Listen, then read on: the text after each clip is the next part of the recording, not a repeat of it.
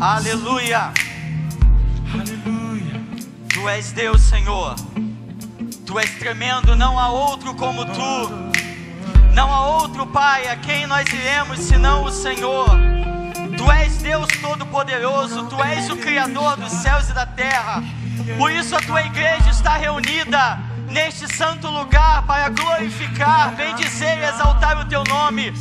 E nós nesta noite, nós glorificamos o Teu nome e Te adoramos, Senhor, com palmas, porque só Tu és digno, Pai, de receber toda a honra, toda a glória e todo o louvor proveniente dos nossos lábios. Sente-se, por favor. Sente-se, por favor.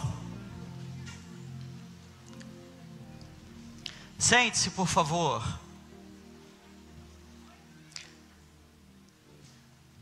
Graça e paz, amados. Graça e paz. Amém. Amém. Queridos, o que Deus quer nos falar nessa noite é algo extremamente poderoso. Você pode dizer isso para o seu irmão: Deus tem muito mais a fazer na sua vida. Você pode declarar isso com fé para o seu irmão: Deus tem muito mais a fazer na sua vida. Se você acredita nisso, mais uma vez eu te peço, a glorifique e exalte o nome do Senhor com palmas. Vamos glorificá-lo, vamos bendizê-lo nessa noite, atrair a sua presença. Amados, a Bíblia nos diz, em Marcos capítulo 10, eu pediria que você abrisse por favor a sua Bíblia, em Marcos no capítulo 10, a partir do versículo de número 46, a Bíblia diz que Jesus está na sua última semana aqui na terra, e Ele está caminhando para Jerusalém, e quando Ele está caminhando para Jerusalém, Ele sai de uma cidade chamada Jericó, e o versículo de número 46 de Marcos 10 diz assim: e foram para Jericó. Quando ele saía de Jericó, juntamente com os discípulos e numerosa multidão, Bartimeu, cego mendigo, filho de Timeu, estava sentado à beira do caminho. Já aconteceu com você, comigo muitas vezes, principalmente depois que eu casei, de você achar que está completamente certo numa determinada situação, e vem uma outra pessoa que passou por aquela situação, mas teve um outro ponto de vista, te convence de que você não está certo, mas você está errado. Comigo isso já aconteceu muitas vezes. Por várias e várias vezes, Pastor Paulo César, eu acho que estou completamente certo numa situação, mas aí vem a minha esposa que passa pela mesma situação que eu, vem com um outro ponto de vista, com outros argumentos, e me convence de que eu estou errado. Já aconteceu isso com você? Já aconteceu? Comigo várias e várias vezes. Nós estamos diante de uma cena em que há pelo menos 4 personagens. E nós precisamos entender esta cena dentro do ponto de vista desses 4 personagens. E no versículo 46, a Bíblia nos diz quais são esses 4 personagens. Acompanhe comigo, por favor. Quando Jesus, o primeiro personagem, Jesus, saía de Jericó, juntamente com os discípulos, diga comigo, discípulos. E numerosa multidão, diga comigo, numerosa multidão. Jesus está saindo de Jericó, indo para Jerusalém, e juntamente com ele os discípulos e numerosa multidão estava acompanhando. Quando de repente, eis que surge num cenário um 4º personagem. Quem era esse personagem? Ele era cego, estava sentado à beira do caminho. E preste atenção no que o Espírito Santo quer te dizer nessa noite. Ainda que você tenha ouvido durante toda a sua vida que o nome daquele cego era Bartimeu, eu quero te dizer nessa noite que o nome daquele cego não era Bartimeu. A Bíblia não diz qual era o nome daquele homem. Ué, eu ouvi a vida inteira que o nome daquele cego era Bartimeu. Entenda uma coisa, Marcos estava escrevendo o seu evangelho para os romanos. E o prefixo bar no hebraico significa filho de.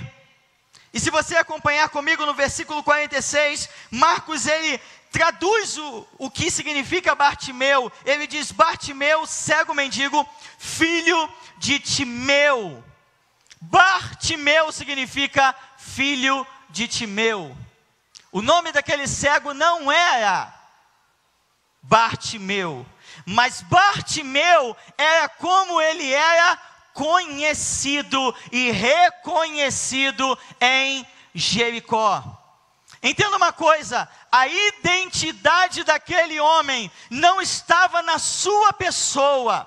A identidade daquele homem, como ele era conhecido, estava no seu pai. E entenda isso, toda vez que a minha identidade provém de outros, sempre eu estarei cego e assentado à beira do caminho. Entenda uma coisa, você não é aquilo que as pessoas dizem de você. Você não é aquilo que seus pais dizem de você. Você não é aquilo que a escola diz de você. Você não é aquilo que os teus amigos no trabalho, na faculdade dizem de você. Você é aquilo que Deus diz a seu respeito. A sua identidade não está naquilo que outros pensam ao teu respeito. A sua identidade está na cruz. E através da cruz, nós fomos chamados filhos de Deus. Todo aquele que tem a sua identidade baseada no outro, ele está preso ao passado. Todo aquele que depende da afirmação de outros para se afirmar, todo aquele que depende da aprovação de outros para se aprovar, ele está preso ao passado. Preso ao passado por algo de ruim que tenha feito. Preso ao passado por um pecado ou por uma marca. E o diabo é especialista em maximizar o efeito dos nossos pecados e minimizar os efeitos do sangue de Jesus sobre as nossas vidas. Talvez você diga: mas eu cometi um pecado há 2, 3, 4 anos, e desde então eu nunca mais consegui me perdoar, eu nunca mais consegui me achar digno de estar na casa de Deus, de fazer a obra de Deus. E vem uma pergunta: quem é digno de estar na presença de Deus? Se nós estamos aqui, é pela graça do Senhor. Então, queridos, pare de viver preso ao passado. Pare de viver preso àquilo que você fez um dia. Se você já confessou, se você já se arrependeu, Deus perdoou o seu pecado. Paulo diz lá em Filipenses capítulo 3, uma coisa eu faço, eu esqueço das coisas que ficam para trás, e eu avanço para as coisas que estão à minha frente.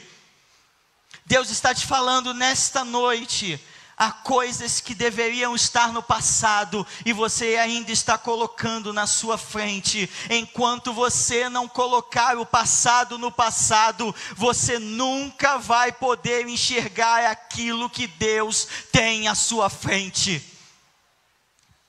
Pessoas também vivem presas no passado de uma seguinte forma: 5 anos atrás eu pregava, há 5 anos atrás eu orava, há 5 anos atrás, há 10 anos atrás eu sentia a presença de Deus, há 2 anos atrás eu ministrava o louvor e hoje não faço mais. Queridos, entenda uma coisa: Deus é Deus de coisas novas.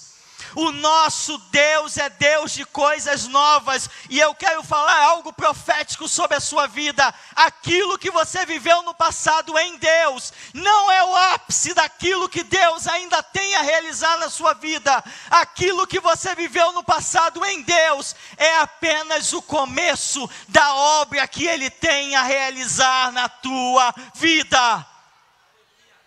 Filipenses capítulo 1, versículo 6 diz que aquele que começou a boa obra em vós, Ele a completará até o dia de Cristo Jesus. Deus começou uma boa obra em mim. Em quantos Deus começou uma boa obra? Levante uma de suas mãos. Em quantos Deus começou uma boa obra? Deus começou uma boa obra em você. E Deus não é Deus de obras inacabadas. Ele a completará. Aleluia. Você pode glorificar o nome do Senhor por isso. Entenda, todos nós estamos em obras. Diga para o seu vizinho, desculpe o transtorno, eu estou em obras. Versículo 47 diz: e ouvindo que era Jesus o Nazareno, pôs-se a clamar: Jesus, filho de Davi, tem compaixão de mim. Aquele homem ouve o barulho da multidão e ele pergunta: o que está acontecendo? E a multidão responde: é Jesus, o profeta de Nazaré. E sabe o que é interessante, queridos? Ele ouve: é Jesus, o profeta de Nazaré. E ele não grita: Jesus, o Nazareno, tenha misericórdia de mim. Não, ele não disse isso. Ele disse: Jesus, filho de Davi, tem compaixão de mim. As multidões disseram para aquele homem que havia um profeta no meio deles, mas aquele cego, ele enxerga o que uma multidão não enxerga. Ele enxerga o filho de Davi, o Messias prometido. O segundo personagem é a multidão. Uma multidão que segue Jesus, mas que não tem intimidade com Ele. Uma multidão que segue Jesus, mas não o conhece. Uma multidão que vai atrás de Jesus pelas motivações erradas, com os intuitos errados, com as intenções erradas. Quem chega até Jesus com as intenções erradas, nunca terá a revelação verdadeira de quem é o Senhor Jesus. Porque Ele é exatamente isso. Ele é o Senhor. Ele não é o profeta. Ele não é mais um profeta. Ele não é mais o fundador de uma religião. Ele não é mais um ativista político ou religioso. Ele é o Senhor. E quando nós falamos o Senhor, nós estamos falando que Ele é o dono de todas as coisas. Quantos aqui pertencem a Ele? Quantos aqui pertencem a esse Senhor? Quantos aqui pertencem a Ele? Agora diga uma coisa: se você pertence a Ele, Ele tem o direito de proprietário sobre a sua vida. Se você pertence a Ele, Ele é o seu dono. E se Ele é o seu dono, Ele pode fazer com você o que Ele quiser. Então na sua vida não tem que ter duas palavras, a sua é de Deus. Na sua vida tem que ter uma só, a dele. Na sua vida não tem que haver democracia. Deus diz uma coisa e eu digo outra, vamos ver quem ganha. Não, é a palavra dele, é a vontade dele, porque a vontade dele e não sua é boa, é perfeita e é agradável. Então nós, como servos, como propriedade dele, nos submetemos à vontade dele. Nós precisamos e nós devemos nos submeter à vontade do Senhor. Você não pode mais viver fazendo a sua vontade. Você não pode mais buscar a Jesus pelos métodos errados, pelas motivações erradas, com intenções erradas. Ele é o Senhor sobre todas as coisas. Ele é o Senhor sobre todas as coisas. Mas veja no versículo 48, e muitos o repreendiam para que se calasse.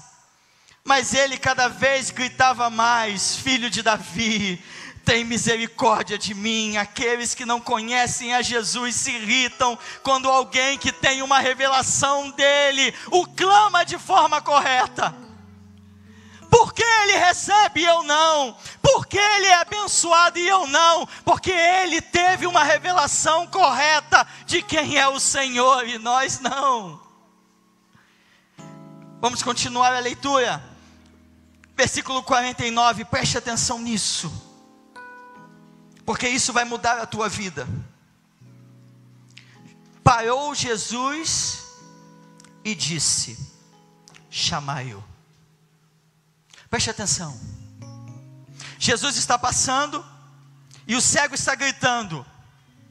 Se o cego está gritando, é porque era necessário esse grito para que Jesus o ouvisse. Mas quando Jesus para, ele não grita: cego, venha. Ele não grita: vocês aí que estão perto do cego, tragam-no. Não. Jesus, o que Jesus fez?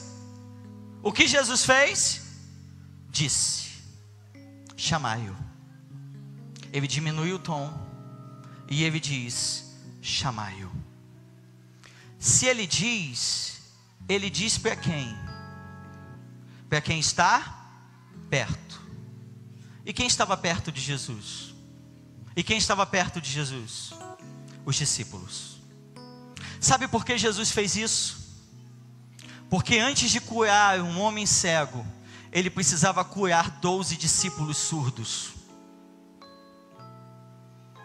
Antes de curar um homem cego, Jesus precisava curar 12 discípulos surdos, que ouviram o clamor do cego e não fizeram nada.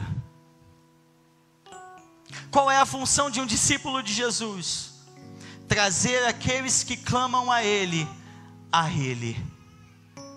Aqueles discípulos, no momento em que ouviram o clamor do cego pela primeira vez, deveriam ter dito: Jesus, espera, Jesus, para, há alguém te clamando, há alguém gritando que o Senhor deveria ter misericórdia dele. Mas eles não fizeram, eles seguiam o seu caminho, eles seguiam a sua jornada até Jerusalém, como se nada tivesse acontecendo.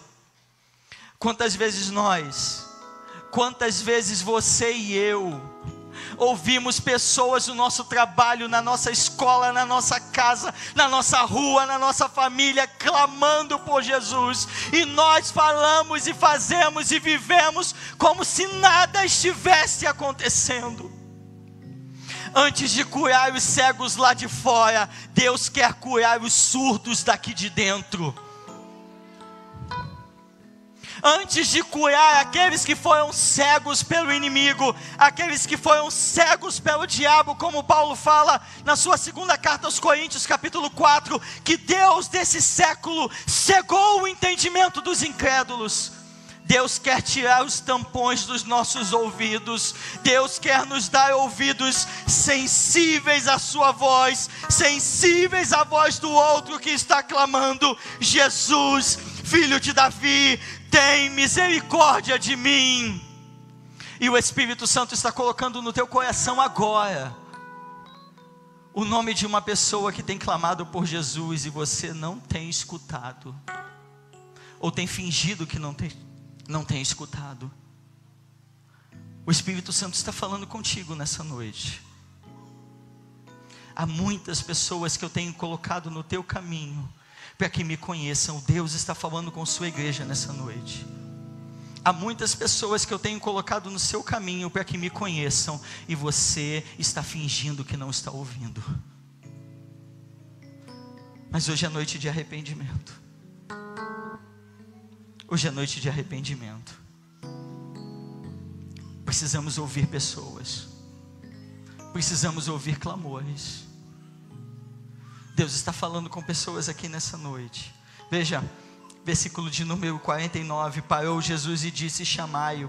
Chamaram então o cego, dizendo: tem bom ânimo, levanta-te, ele te chama. Lançando de si a capa, levantou-se de um salto e foi ter com Jesus. Perguntou-lhe Jesus: que queres que eu te faça? Olha a pergunta de Jesus. Aquele homem era cego, preste atenção nisso. Aquele homem era cego, e Jesus pergunta: o que você quer que eu te faça? Será que Jesus não sabia qual era a maior necessidade daquele homem? Mas sabe qual é o nosso problema muitas vezes, amados? Nós não clamamos pela nossa maior necessidade. Talvez você tenha vindo aqui clamar por alguém, clamar por uma casa, clamar por um carro, clamar por uma bênção, clamar por algo de Deus sobre a tua vida. Mas Deus quer levantar aqui neste lugar um povo que não clame por bênçãos, mas que clame pela presença, pela glória, pelo poder, pelo louvor, pela magnificência dEle. Deus está levantando pessoas que clamem pela presença dEle, que só se satisfaçam com Ele. A Bíblia nos diz no Salmo 34, versículo 10, que os leõezinhos passam fome e têm necessidades, mas aqueles que buscam ao Senhor, bem nenhum lhes falta. Deuteronômio capítulo 28 diz: e será que se ouvirdes atentamente a voz do Senhor e tiverdes o cuidado de guardar todas essas coisas, eis que estas bênçãos te seguirão e te alcançarão. Então eu não preciso correr atrás de bênçãos, eu preciso correr atrás de Deus, e as bênçãos vão me alcançar. E quer saber de uma coisa? Correr atrás da presença dEle é muito melhor do que correr atrás de bênçãos. Sentir a presença dEle é muito melhor do que estar imerso em bênçãos. Mas o versículo de número 52 diz: então Jesus lhe disse: vai, a tua fé te salvou. E imediatamente tornou a ver e seguia Jesus estrada fora. Jesus faz uma pegadinha com aquele cego. Jesus o cura e diz: vai, pode ir embora, você já conseguiu o que queria. Mas aquele homem não vai embora. Quem é apaixonado por Jesus, depois da bênção, permanece junto do abençoador. Mas quem só corre atrás de bênçãos, depois que a recebe, vai embora. Mas Deus quer levantar nessa noite uma geração de apaixonados por Ele, com bênção, sem bênção, com palavra, sem palavra, com vitória, sem vitória. Eu quero estar junto dEle. Feche seus olhos, por favor. Feche seus olhos. Quantos de vocês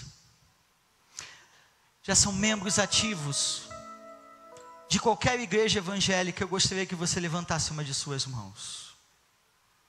Obrigado. Continue com seus olhos fechados, por favor, a igreja inteira orando. Agora, quantos de vocês um dia foram membros ativos de qualquer igreja e hoje não são mais, ou nunca fizeram parte de nenhuma igreja evangélica? Levante uma de suas mãos. Levante uma de suas mãos. Amém.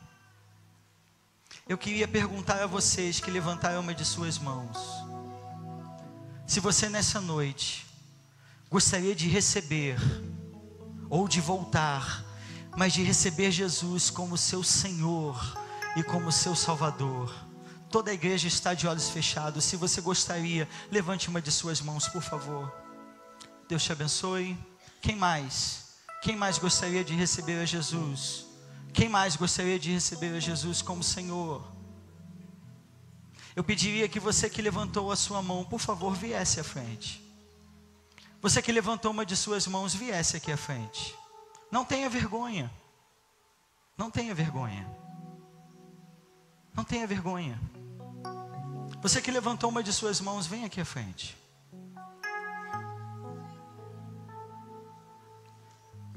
Não há ninguém.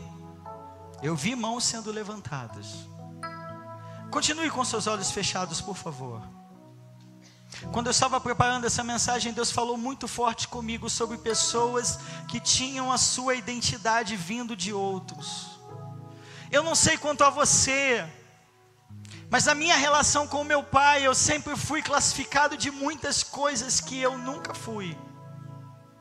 Se eu dependesse das palavras que meu pai lançou sobre a minha vida, eu não estaria aqui. Ah, mas eu não estaria mesmo. Mas eu entendi que não foi o meu pai, não é o meu pai que determina quem eu sou. Não é o meu pai terreno, é o meu pai celeste. É Deus. Se você não quer mais viver de acordo com palavras de outros, com aprovações de outros, ou se você foi marcado por aquilo que alguém falou ao teu respeito, eu pediria que você se colocasse em pé no seu lugar, por favor. Nós vamos orar. Coloque-se em pé no seu lugar. Se você não quer mais viver sob o jugo de palavras de outros, coloque-se em pé no seu lugar. A igreja está orando. Coloque-se em pé no seu lugar. Continue com seus olhos fechados, vamos orar. Senhor, nós te louvamos, nós te glorificamos, nós te bendizemos, porque a tua palavra foi pregada. Senhor, nós queremos declarar que a nossa identidade vem de ti. Aquilo que nós somos não é determinado pelo homem, mas aquilo que nós somos é determinado por ti. Senhor, e nós tomamos posse nesta noite de que nós somos teus filhos amados. Nós não somos marcados pelo pecado, nós não somos marcados por erros, nós não somos marcados por aquilo que aconteceu no passado, mas nós somos marcados pela tua graça, nós somos marcados pelo teu amor, nós somos marcados pela tua misericórdia, e nós te pedimos, por favor, marque o teu povo nessa noite. Marque o teu povo nessa noite, Senhor. Marque o teu povo nessa noite, e o teu nome será glorificado. Em nome de Jesus. Amém. Amém.